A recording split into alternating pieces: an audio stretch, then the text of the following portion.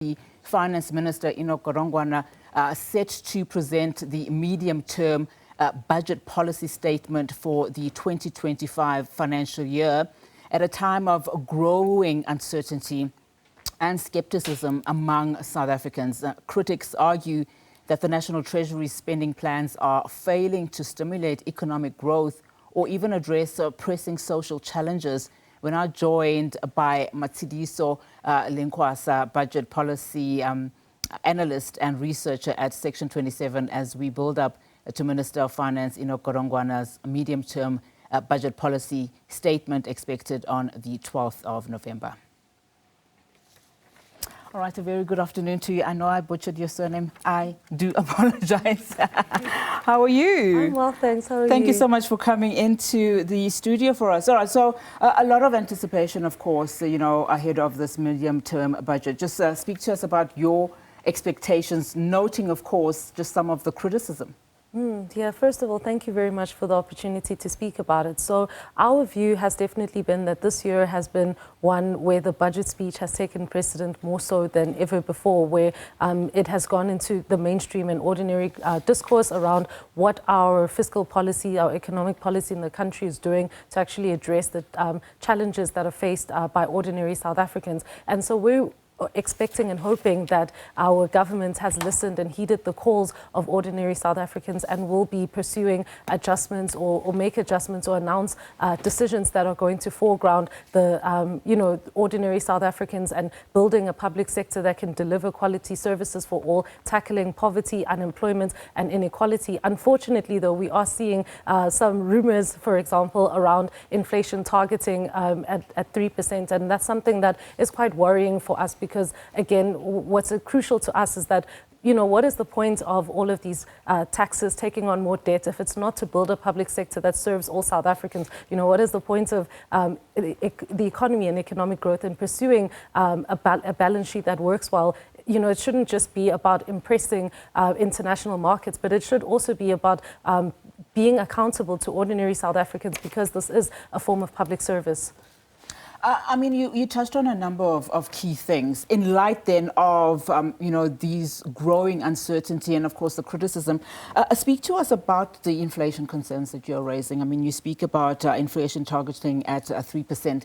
What does that mean practically in terms of, as you also say, South Africans who are quite concerned about a number of issues, rising food, fuel prices, and all of that? I know we've seen a decrease recently on fuel, but there are so many other elements in terms of trying to catch up because we've been seeing the increases over the past while. Yeah, you're absolutely right. I think South Africans are at a point where we feel that we pay too much and things are becoming more and more unaffordable, and the economy is moving far away from serving ordinary people. And I think that this inflation targeting rumor, hopefully for us, our position would be hopefully that it's not so true, because what it actually means is that it will change the mandate of the Reserve Bank. So our monetary policy, which is not something that we ordinarily looked at as the Budget Justice Coalition, but that monetary policy would be our Reserve Bank would do whatever it takes to ensure that our inflation rate is at 3%. Currently,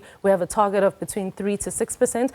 It would be then hard fixed on that 3%. What that means is that what tools they have at their disposal are likely increasing interest rates so that they can make sure that prices don't go up. But when they increase interest rates, it has a huge impact, or it could have a devastating impact on employment efforts in the country, because from the one hand, like businesses would have, it would be more expensive to borrow money, so they would have less available, and they would probably prioritize that. But in terms of the government, we are spending more as a government on servicing our debt than we are on education, on how that money should be going towards ordinary South Africans. And so if interest rates go up, we're concerned that it's going to further push our government into an austerity position, which will continue to worsen this economic hardship that we're seeing in the country. Yeah. I want to talk about, just some of the interventions that you think as the Justice Coalition, Budget Justice Coalition, that is, in terms of boosting the economy. We keep talking about unemployment rates. When we look at the youth unemployment rates that are astronomically high, it is really disconcerting. You hear the criticism from economists saying that we really need to boost that economy. And then you see, of course, what's happening from a global perspective. Where would the Minister and Treasury, find a common ground and some form of balance?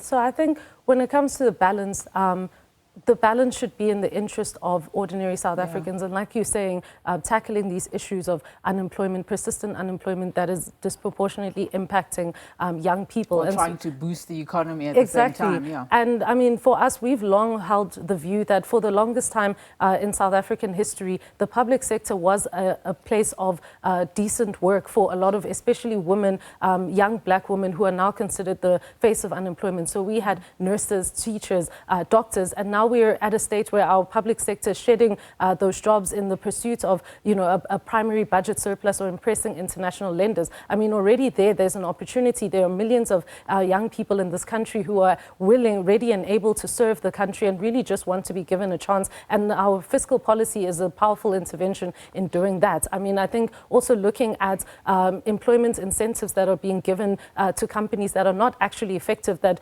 are, where companies are finding loopholes where they're hiring young people as interns for prolonged periods or rotating, but not actually building decent work. I think those are things that need to be considered, and we'd love to see and hear from, the finance minister on Wednesday, talking more, beyond paying lip service and seeing our budget as a consequence or as a victim of the unemployment crisis, but really as a tool to addressing this crisis that we're facing. Absolutely, as a tool. I mean, we've seen what happened during that February national budget being cancelled and then having to go back to the drawing board. So one really does hope that this time around we will see, as you say, that that budget that really seeks to aid South Africans. But thank you so much for your time. Really do appreciate it. Of course, that is the chairperson of Budget Justice Coalition.